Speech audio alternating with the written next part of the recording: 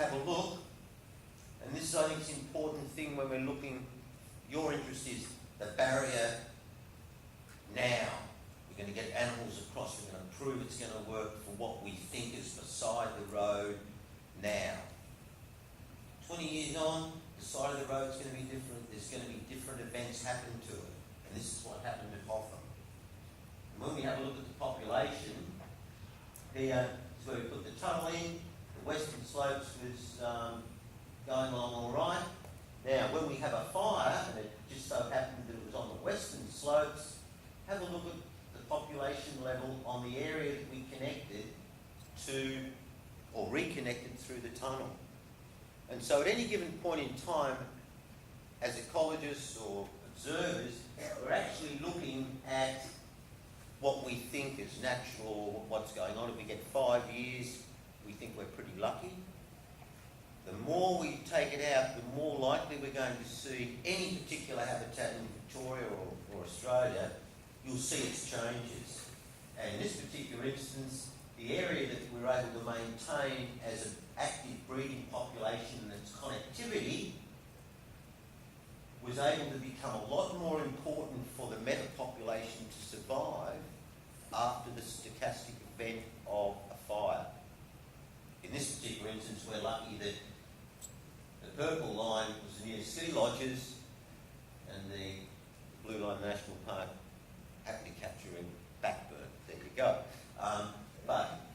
So what we're doing when we're connecting things, I think everyone should just have a think about, hey, we're looking for the long term, this metapopulation that Rod's described.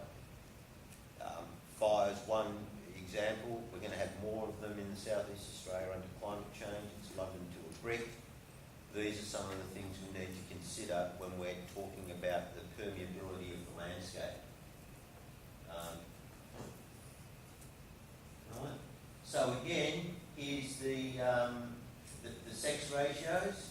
Remember we were trying, this is only in November, but again, you can see that the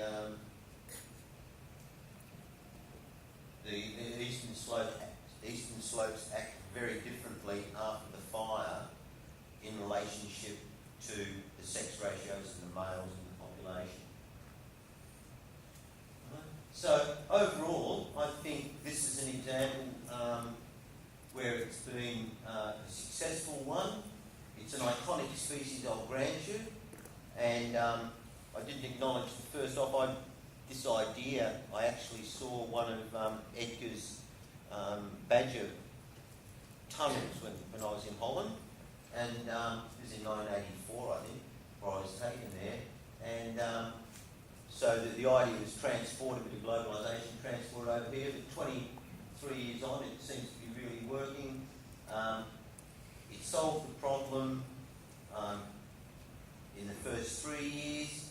It gave the population of this iconic species a very good insurance policy, which for the event fire, I didn't think I'd see it in my lifetime, but we did. It's inevitable.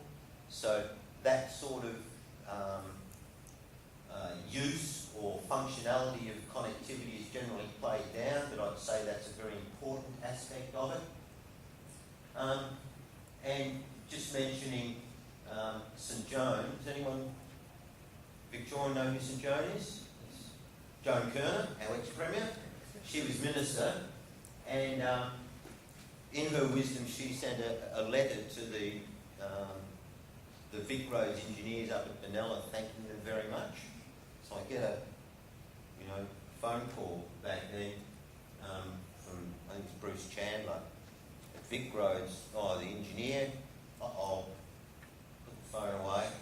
I just wanted to say, thanks a lot. We just got a letter from the minister. No one's ever congratulated us about anything. And this is about the Pygmy-possum one. Well, next year someone rings up from Orbost saying, oh, this Potteroo thing, do you want a tunnel? Vic Roads again, besides the foresters, Vic Roads were the people that would completely ignore, back in the 1980s, completely ignore biodiversity. So, success in doing something and actually stretching the engineers, because this is an engineering problem, socio-ecological problem, because people have to want it, political level, they have to see it's useful, and it's public infrastructure, and I would argue that the public is demanding more things. I look here from the 1980s, if I had a disability allowance or a disability, I couldn't get into a building. And they said, anyone with a disability, we're going to build ramps, we're going to make them put them onto trains and trams, if you live in Melbourne. And all of a sudden, the architecture changed. And I would argue that flora and fauna and roads are in a similar thing. It's society moving along. They want more, the infrastructure they build to be a bit more, have different purposes. And so I think all the things that I've heard today are all good, they're all progressing along a way, and I'd say, oh, who's going to pay for it? What's the costing? You know? I mean, the roads that we built in the 1980s probably cost 20 times more per kilometre now than they did then. Some of the things we're talking about aren't big costings when we look relatively, when we look at the big picture. So I think that this was a successful project. I don't know what I put up there on the next slide. Oh, yeah, in here. Some of the things succeeded here. Up at Bulla, where the pygmy-possum is in a much worse state.